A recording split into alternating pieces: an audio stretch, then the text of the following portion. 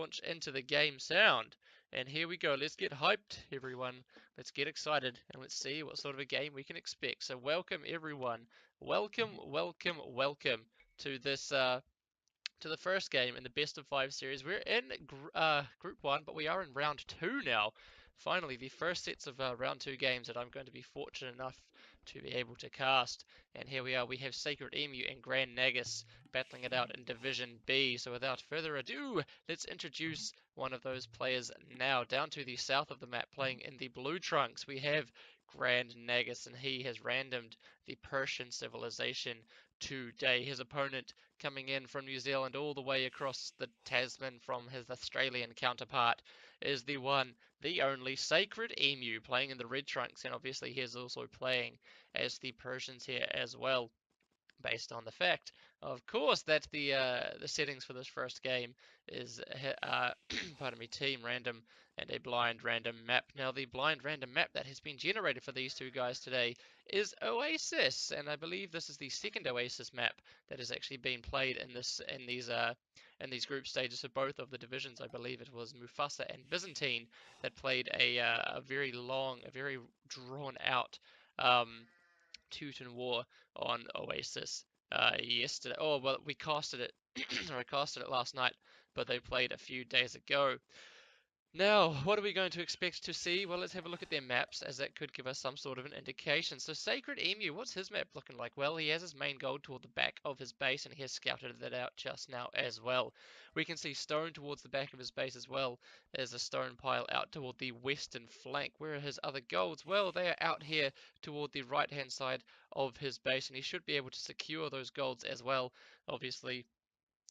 Pyro. Obviously, this map is Oasis, so we are expecting to see some sort of a wall off coming up across here, potentially, and also maybe in this sort of region here for Emu. So he's going to be able to lock down these golds for himself on this side of his base. He does have, well, of course, he's got wood out towards the front of his base, as this is an awful stream. Thank you, Anonymous Canadian. Always great to have a bit of support. We can see that he does also have wood out towards the front of his base. What about Nagus? What's his base looking like? Well, his map, he has his main gold out towards the front of his base. He has another stone pile as well out to the front, as well as a secondary stone out towards the eastern flank of his map. Where his extra golds, well, ladies and gentlemen, one of them is sitting pretty and safe at the back of his base, and the final gold for Nagus out here towards the left-hand side as well. As I was saying, this map normally sees an abundance of walling, and then we go boom, boom, boom. I want you in my room, and up they go to the Imperial Age. So what I'm expecting to see here is not a lot of action up until the Castle Age, maybe, where one of these guys might want to go aggressive, potentially with knights. Could be a fun thing to see, but more often than not, and more likely, is that both of these guys are going to go fast castle, boom, up to the Imperial Age, and utilize the fantastic Imperial Age armies that the Persians can. I've been good, bro. Thank you very much. How have you been? Use the incredibly strong Persian armies that they get in the late game. Now, of course, the late game unit composition. Actually, don't answer it because I don't really care. Well, that's just too bad. I've answered it for you anyway. Now, of course, the late game unit or army composition for the Persians usually going to be somewhat similar, actually, to... Is he going to lose a villager? Emu. Oh. That could not have been any... Well, I suppose it could have been closer if he had 1 HP left. But what we're going to see, I can imagine, if these guys do adhere to the meta game for the Persians, is we are going to see hand cannons, we are going to see bombard cannons, and we are also going to see halberdier. Just seems to be the normal. Is this game worth money? No, it's not worth money. It's for the Australian Open, the prize of which is, I think, premium membership on Voobly for 3 months or something like that, organised by Robo, as well as a Voobly badge on their profile to let people know that they did actually win. Actually, no, you're right. Pyro's got it. AOE is worth all the money, of course. So that's what we're going to. Oh, that's what I would expect to see, at least in the Imperial Age, from these two players going up with the halberdier, with the hand cannons and such as well. Good luck and have fun getting wrecked. Thanks, Pyro. That's so nice of you. Oh wait, no, that would have been to Nagus. or Emu. Ooh, actually, I'm not sure. Pyro getting in on stream twice over there. He's in the chat. We can see down here, and he was also having a wee chat too. I can't remember who I actually downloaded this from, but it could have been Nagus. No, I think it might have been Emu. Maybe it was Nagus because it's Australian. I have absolutely no idea. What can we see for these guys? Well, they're continuing on with their fast castle build orders. We can see that Nagus is actually one villager ahead, owing to the fact that he has. Oh, he's researched Loom as well. Uh, don't worry about it, Pyro. Both of these guys have got Loom now as well. And by the looks of it, Nagus's build order, his setup here for a fast castle, is looking just a little bit crisper, a little bit more efficient than his opponents here. He's actually quite lucky because he does have deer quite close to his mill. And is he trying to lure them in like a pro, or is he just sending his villagers out there based on the fact that the deer are awfully close to the mill? Unfortunately, Sacred Emu, you are worrying. It seemed like you had sent a message to either Nagus or Emu saying good luck and have fun getting wrecked, and it just came up on the stream before.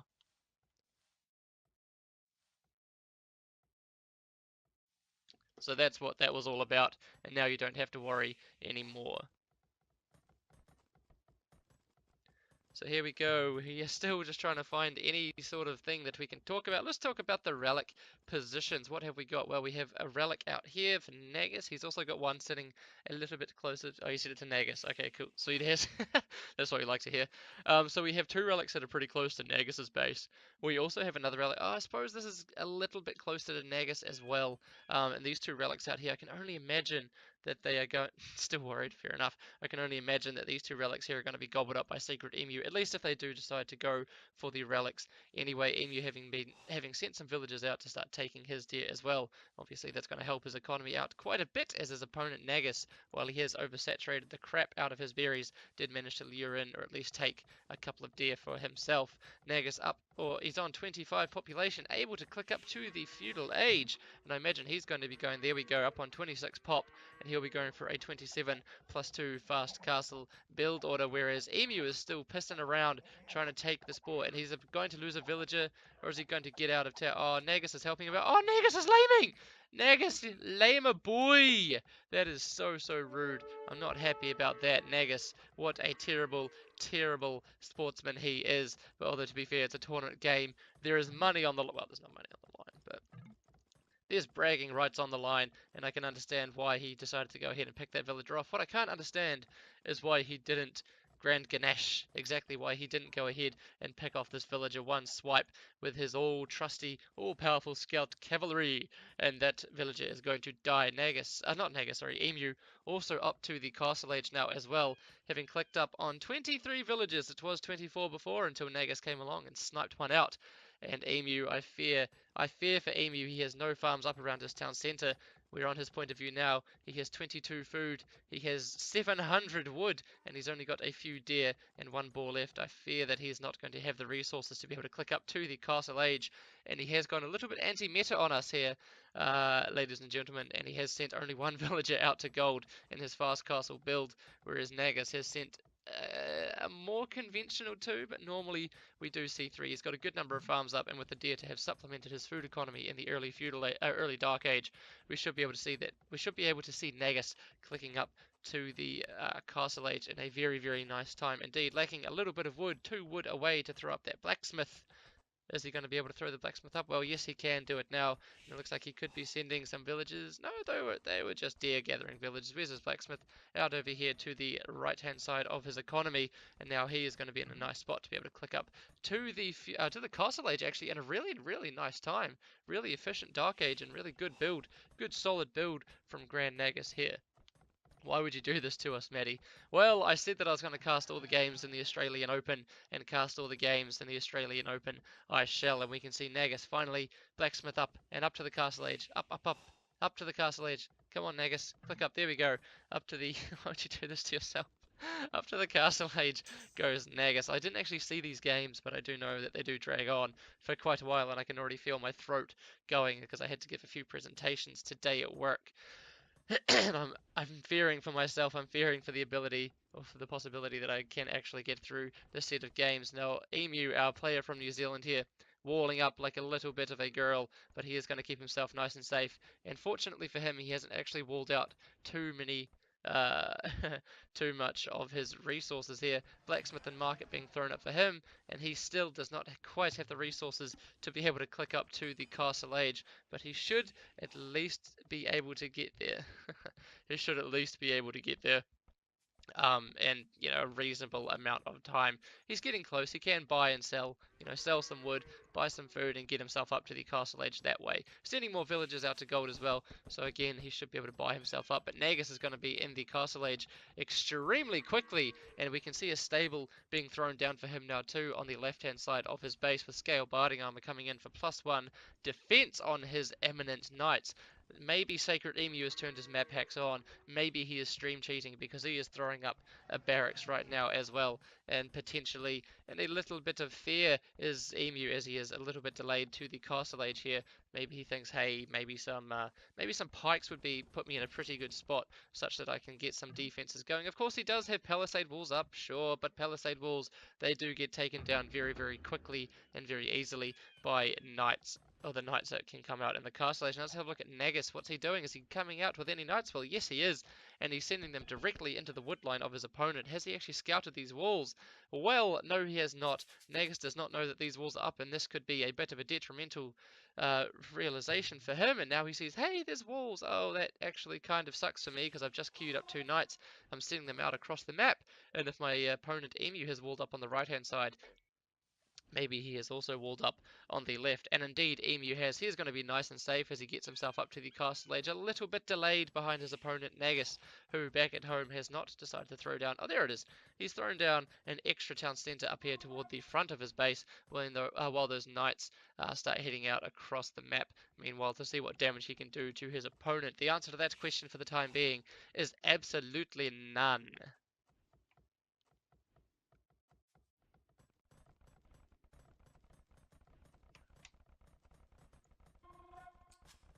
And yet, Nagus is still creating knights. I think that's 3 knights now that he's created, and that's a lot of food. There's a lot of gold that he's invested into knights that aren't really going to be able to do too much damage. Now, of course, he does have his scout buzzing around inside of his opponent's base, and Emu going to get the fight, going to get the first hit here, but Nagus with the +1 defense on his scout should be able to take this fight, I would imagine. I could be wrong.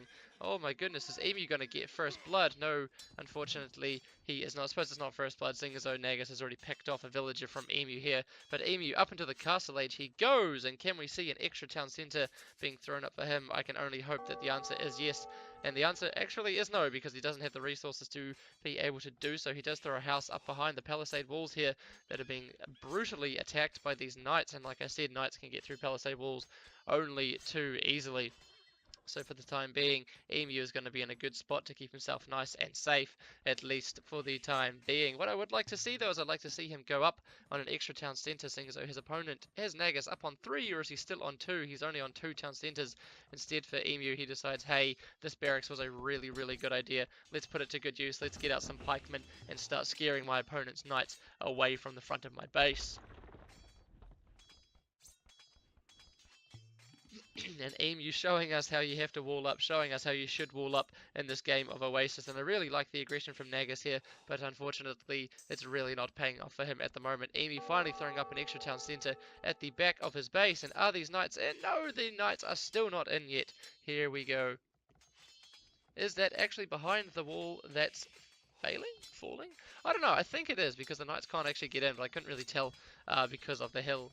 Yeah, I kind of know where you're coming from, but at the same time, Emu is going ahead and walling up behind the houses, the stone wall. Anyway, we saw 2 villagers out on the stone mines at the back of his base, so he should be okay to be able to throw up extra town centres. And is Nagus going even more aggressive, or is he just going to build another town centre? Well, my hopes have been dashed, my dreams have failed, and Nagus has ripped he's ripped my dreams apart, and it's only an extra town centre. So again, we reiterate that it is just going to be a boom, boom, boom, boom fest. He wants Emu in his room. Unfortunately, Emu does not want him in his, as he is throwing up an extra town centre now as well toward the back of his base. Going to start being able to pull this villager. Holy crap, this villager lead here of 12 in favour of Nagus. Hopefully that's going to start looking a little bit smaller. And we have seen in previous games that Nagus is quite The skill difference seems to be big. You're not wrong, sir. The skill difference does seem to be quite big, and we have seen already in previous games that Nagus is quite an apt boomer. He is quite adept at the old boom, taking after his good friend Noodlebox, I don't doubt. But for the time being, I just have to try and fill in some sort of discussions as to what these players are going to be doing. And we can see a third town centre now coming up for Emu as well. It's about time. He is 16 villages behind his opponent, and obviously Persian town centres working just that little bit quicker. Look how quickly these villages start coming out from the town centres. That means that these guys are going to be able to get their booms on really, really strong and really heavily. Nagus, put down some farms, mate. Seed those farms. Let's get yourself up to the Imperial Age, and let's see if you can punch a hole in your opponent's walls with an even stronger technology advantage. Unfortunately for Emu, sure, he's getting his extra town centres up, but at the same time he's not really seeding any farms to keep those town centres working, and that is starting to reflect itself as well. And holy crap, in the, oh my god, Nagus, you greedy bugger, in the village account, which we can see is 56 to 30, 57 to, it's a huge. It's absolutely huge at the moment. Nagus is going to be able to seed a lot of farms very soon. He's going to be able to see himself up to the Imperial Age, and I can only imagine he's going to be going very aggressive. And look at this, he's actually made his way in, just as someone commentates. Thank you very much. Just as someone comments on the ability and the aptitude at which I can cast, I completely miss the crap that's going on over here. Unfortunately for Nagus, he's not going to be able to do too much damage. He's going to head straight around to the gold of Emu, who, if he is paying attention, is going to be able to garrison inside his town centre. Fletching or not, this knight is going to go down, down, down very, very soon as Emu sends over another villager to patch up the walls that have been mercilessly busted down by one of these knights of GrandNagus. And again, Nagus taking a few unnecessary hits on his knights from the pikemen from SacredEmu there, and there goes his scout getting poked in the fleshy underbelly, and it looks like this knight might be about to suffer the same fate. Is the pike going to get the hit? No, it's not. The knight's going to be, no, yeah, okay, it's dead. Huh. Well, that sucked. Unfortunately for Nagus, he has lost one knight for absolutely nothing. I guess at least he's got some scouting. He knows that his opponent is also, well, he's up on 3 TCs. Nagus, on the other hand, is going for a very greedy, but also very fair enough for TC Persian boom. Unfortunately, his eco management not looking as effective as we would like to see, as we can see some, Jesus, we can see some T90 farms now being thrown up as well. And this is a lot of farms having been seeded. He's going to be able to click himself up to the Imperial Age, like I continually say, very, very soon. And then, Nagus, and then you will be able to push into your opponent's base with hand cannons. You can get the bombard cannons. You can get the you can get those paladin if you want. Go for paladin. Why the heck not? But you'll be able to push into your opponent's base, who at the moment is still looking to be flailing a little bit in terms of economy. 83 villages to 50. Nelly always says don't do math on stream, but that is a pretty easy sum, or a pretty easy difference to be able to compute. My anaconda don't want none unless you got buns, hun. And Brito, thank you very much for the follow. I can almost guarantee that very soon you will see Pyro saying, "Oh my God, that the follow alert is too loud. Turn it down," because he cries about it every single time. The score lead, holy crap! Nagus has a score lead and a half. That's a big score lead. It's a big villager lead. Fortunately for Emu, it does at least have the military lead. Of course, they are pikes, and they won't really be able to push out and do anything to his opponent in terms of harassment or in terms of villager picks. GrandNagus only now getting horse collar. I suppose he did need to have some sort of a follow alert too loud. Please turn down. I told you Pyro would be coming in with that. Now Nagus, his boom has been effective. His boom has been efficient. We can see he's nearly able to click up to the Imperial Age, and with that, with the monastery, with the university having been thrown down. My anaconda don't want none unless you got buns, hun. Thank you very much, Johnny Lee, for the follow as well. And you get treated to Twerk and Gohan, and you also get treated to Pyro having a little bit of a sulk about, yep, the follower alert being too loud. Now, why Nagus hasn't clicked up to the Imperial Age yet? Only he knows. Maybe he hasn't realized that he has the resources. Maybe he just hasn't realized that he's thrown down the buildings. But in the same time, we can see a 4th town centre having been thrown up inside the economy of SacredEmu, and just like that, he's starting to seed a lot of farms. Maybe he is also quote-unquote spec cheating or stream sniping, and he knows that his opponent Nagus has now clicked up to the Imperial Age as well. We saw Nagus moving out to Stone toward the bottom of his base. Salva, hello Salva, down towards the bottom of his base. Maybe he wants to go for War Elephants. Maybe he wants to treat the viewers to those all-important or those all-exciting War Elephants. I'm pretty sure that's not going to happen. Maybe it's just going to be going ahead and getting some offensive castles coming up. My anaconda don't want none unless you got buns, hun. Thank you very much for the follow, Darth. Very much appreciated.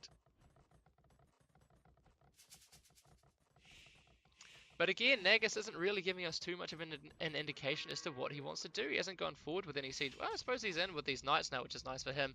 What isn't nice for him is that he has just let the sneaky wee villager here from SacredEmu come forward and patch up that hole once again. Now again, Nagus has only got +1 defense on his knights, and one might naively think, hey, he's going to go for the Cavalier Paladin upgrade once he gets into the Imperial Age, and one could be right. And let's see, no, he's going for archery ranges. Maybe he does want to be going for that all-important hand cannon halberdier meta Dragon Ball. Yes, indeed, Dragon Ball Z. I think it's Gohan. I'll have to ask my girlfriend when she gets home, but I do believe that it is Gohan. And I say twerking, but I don't think he is actually twerking. It's a, I can't remember what it was. I don't think it was actually part of any series or anything. It's one episode where that dude, the little Gohan dude just now, whatever, finds like a dragon or something. He gets like a pet dragon, not like the big scary dragon or anything like that. But he just finds a pet dragon or some shit, and he's dancing with it in a waterfall, and it kind of looked like he was twerking, and I thought it was funny. But what is also funny is that Gaia is getting in on the action here. We can see a bit of woo-woo-woo coming in here as chemistry, heavy plow, hand cut, and two-man Thor starts being upgraded now for GrandNagus, and he is going to be going for the hand cannon upgrade. Absolutely no question about it, as he has seen that his opponent is going ahead and getting the pikes out to start countering his knights. Again, Nagus hasn't really done too much eco damage with these knights, but at this stage in the game, it doesn't really matter because Nagus is in the Imperial Age.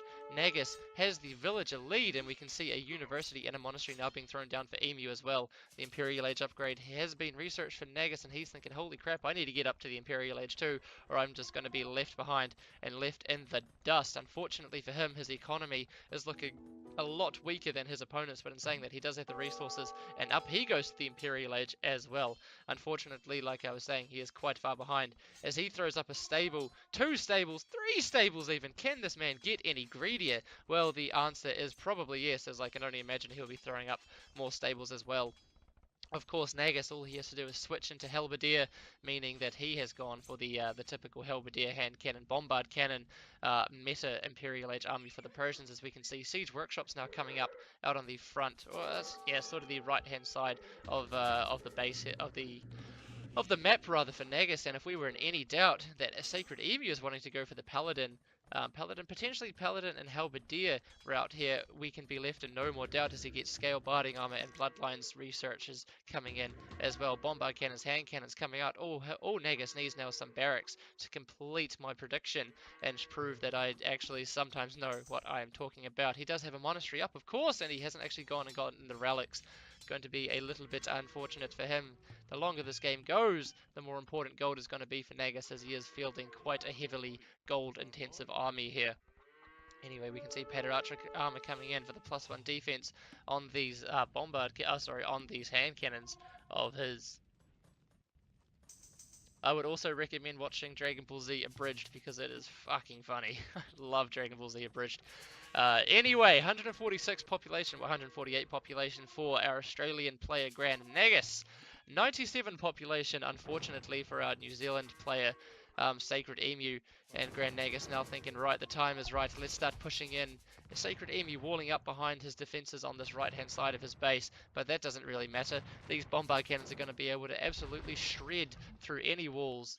Dragon Ball Z DBZ Abridged is Craigasm indeed. It is hilarious and I love it. And like I said, another stable being thrown up here for SacredEmu, and he might be thinking, hey, I'm in the Imperial Age now. I can probably start getting out some Cavaliers, some Paladins, and you know, if I fully upgrade them, crap, that's a lot of stables. If I fully upgrade them as well, they can stand up to the hand cannons pretty well. And indeed they can, but again, so easily countered And Jesus, say heavy camels. He's not even going for paladin, he's going for heavy camels. That is a really interesting decision, and I can only imagine that that is a hard counter to what he imagined, or to what he anticipates is going to be coming from GrandNagus. Since he saw the knights earlier on, he might be thinking, hey, he's going to be going for knights. I'm just going to go heavy camels and perfectly counter him. Again, Nagus, all he has to do is go ahead, chuck up some barracks, research the Halberdier upgrade, and even then, these hand cannons are going to be able to shred through camels. The PS armor for camels just not really there. Obviously, we all know that in AOC, camels are terrible, terrible raiding units owing to the fact that A, they are classed as towers, and B, their PS armor is just not all that great. And Nagus now starting to push in quite heavily into the economy here of SacredEmu, a defensive castle being thrown up on his main gold at the back of his base as his first town, one of his extra town centers starts to get whittled down to the ground, sending one brave pikeman in at a time, but these hand cannons doing 27 base damage against those pikemen means that they are not going to be able to stand up to anything. And here we go, the heavy camels, or soon to be heavy camels, in just a moment Simon being sent in for SacredEmu. Nice meat shield here, very expensive meat shield rather, of hand cannons, and let's see how the heavy camels with the +2 PS armor do stack up against these hand cannons. So we can see the hand cannons are taking a very, very nice trade here. Unfortunately for Nagus, he is going to lose one bombard cannon. He is going to lose two bombard cannons. He's going to lose two bombard cannons. Is he going to lose a third bombard cannon? Well, time will show. These camels are getting cleaned up very, very easily here by the hand cannons from GrandNagus as he brings in more and more gunpowder units to start really putting the pressure on his opponent. Pikemen coming over as well as some more heavy camels. We've just seen how the heavy camels stack up against these bombard cannons and against these hand cannons, and the answer is, ladies and gentlemen, that they do not stack up very well at all. Nagus coming forward and building a castle as well. Now where is he doing that? I don't know, because I'm not on his point of view, but if I switch over, it is out here on the front of his, or just outside the walls here of his opponent's SacredEmu. Really nice position for him. It gives him a little bit of control, or quite a bit of control actually, over two of the extra golds here of SacredEmu, as well as giving him somewhere that he can fall back to should the fight start to go ill inside of Emu's base. And this is a big, big problem for SacredEmu, as he has walled himself off from any gold out on this list. But I suppose there's not actually any gold out here on the left-hand side anyway, and he has been forced off his two extra goals out towards the right-hand side. And goodness gracious me, war elephants coming in as well. That is a costly endeavor. That is a huge, huge investment into resources. The town center, look, yeah, no, town center has definitely gone down there for SacredEmu. The bombard cannons here from GrandNagus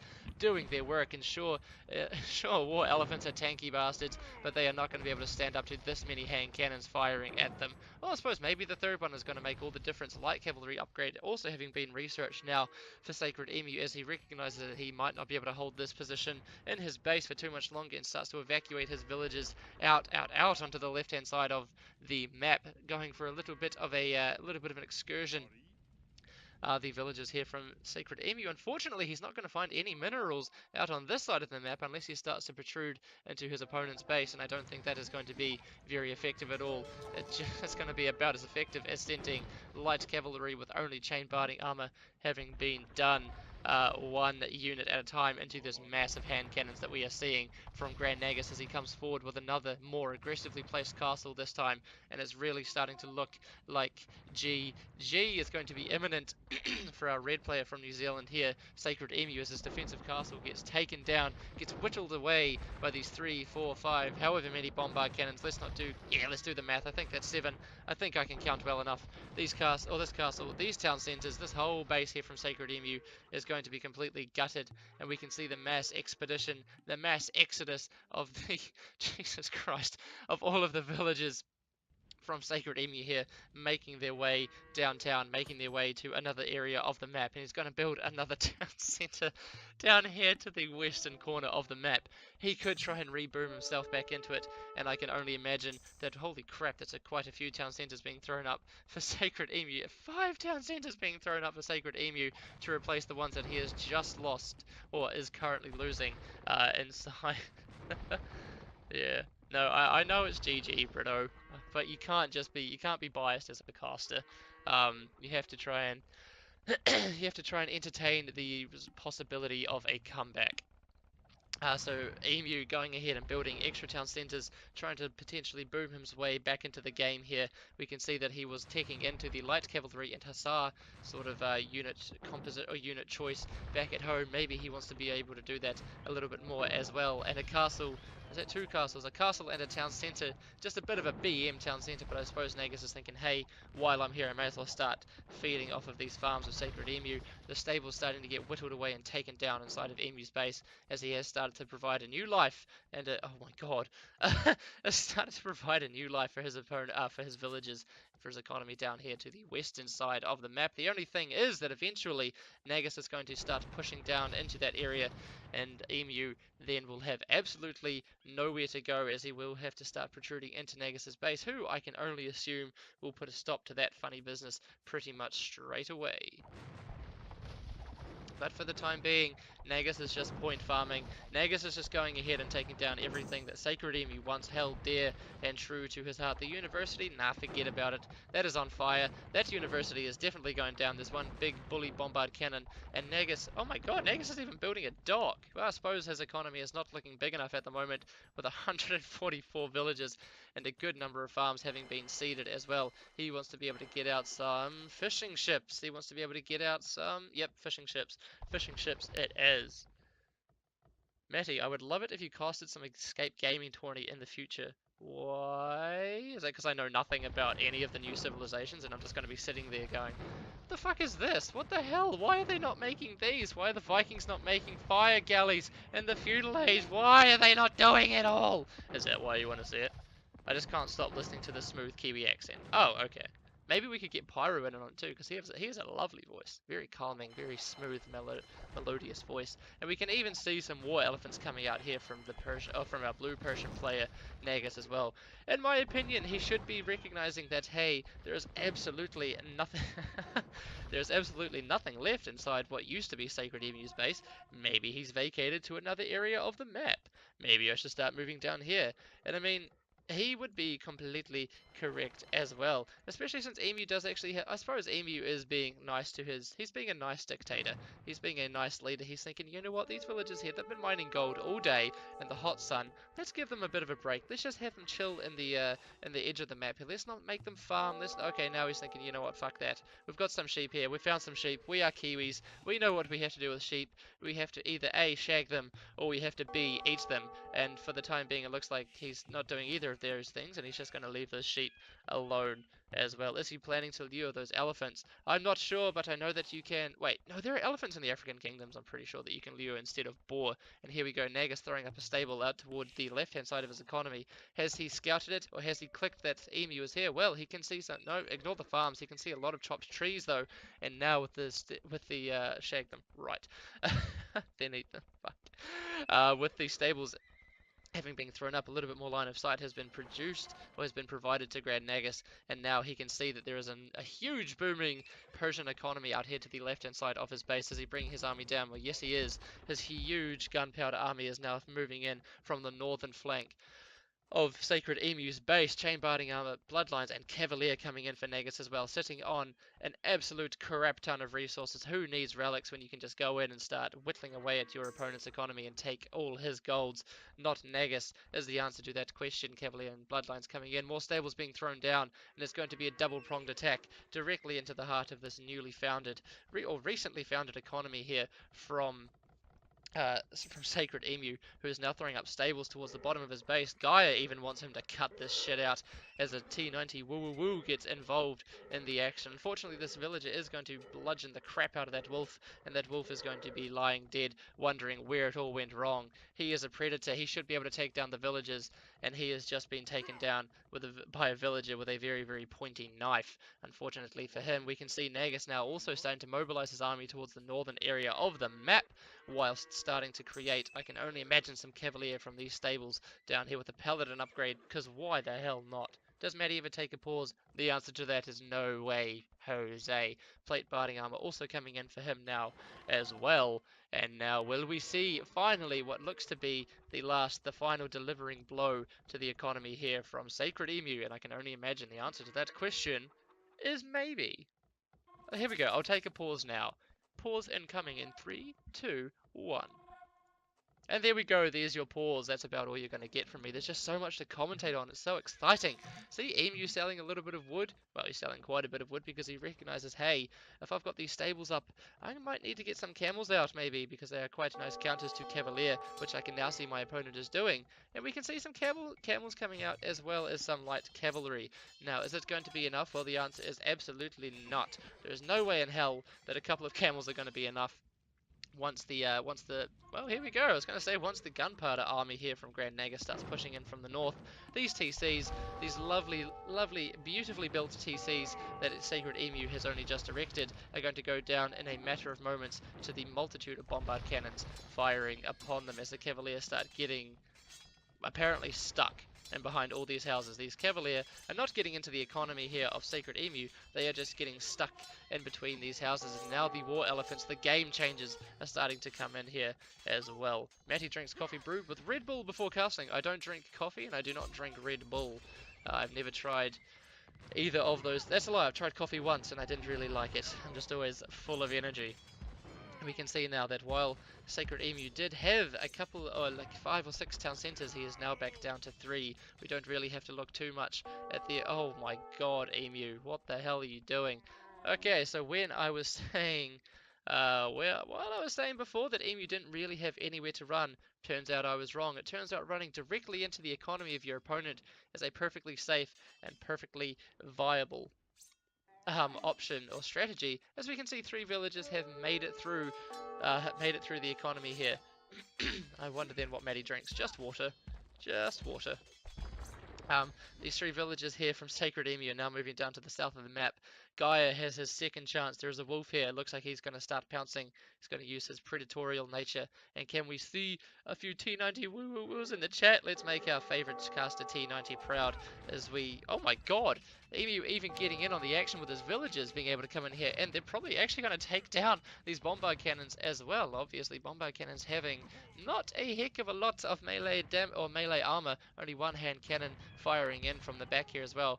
The gunpowder, or the other gunpowder units, the hand cannons here from Nagus rather, focusing in other areas of his economy and other areas of the battle here, trying to take down the fleeing villagers that are making their way through that are making their way right into a trap here as well. Oh my goodness, Nagus, you clever boy, funneling these villagers into this nice little trap. Unfortunately, it only works if you actually trap them in, but for the time being, yeah, now there's probably a hole in here somewhere. It looks like there could be a hole around here that the villagers here from SacredEmu can still go, and he's actually trying to evacuate back into his original base, and Nagus is saying no, that is definitely not going to happen, as he posts a couple of, or a handful of hand cannons there to stop any more excursions, any more running away from our red player SacredEmu. As Emu throws up a market toward the south of the map, he's finally found some gold, but this hand cannon from GrandNagus is starting to put an end to that cheeky bullshit as well. More light cav, or a few more light cav being stuttered out, just being spluttered out from our red player SacredEmu here, unfortunately not being able to do enough to be able to take down any of those hand cannons. And the population here, population for SacredEmu dropping rapidly rather, as he moves on down to 27 population, a handful of villagers trapped in this little cage of palisade walls and houses of GrandNagus. GrandNagus selling a lot of resources. I can only imagine that he's wanting to get spies. I'm not really sure. His point of view, or his fog of war, shows that yes, he can actually see everything that is going on. Now he knows where these extra 20 villages, now 17 villages from his opponent, are located on the map, and he's going to go ahead and start and he's going to go ahead and start going around the map and starting to pick those pesky little bastards off. Unfortunately for Emu, I definitely think it is GG. It has been GG for quite some time, but valiantly he fights on, trying to bring honor to his New Zealand, to his country. Although I think there is also honor in recognizing when the game is over, as it is now, as he's moved down to 13, or now 12, 11 population. It's starting to look dropping rapidly. Emu recognizing the situation and calling GG as the sun sets on this first game between GrandNagus and SacredEmu. So let me quickly change over the scores to reflect that monumentally lengthy victory from GrandNagus. Will switch the scene back over and we'll turn the music back on. I don't know how the hell I'm still talking about this game, but we'll switch the scenes back over, and I'll see you guys very, very soon for game number 2.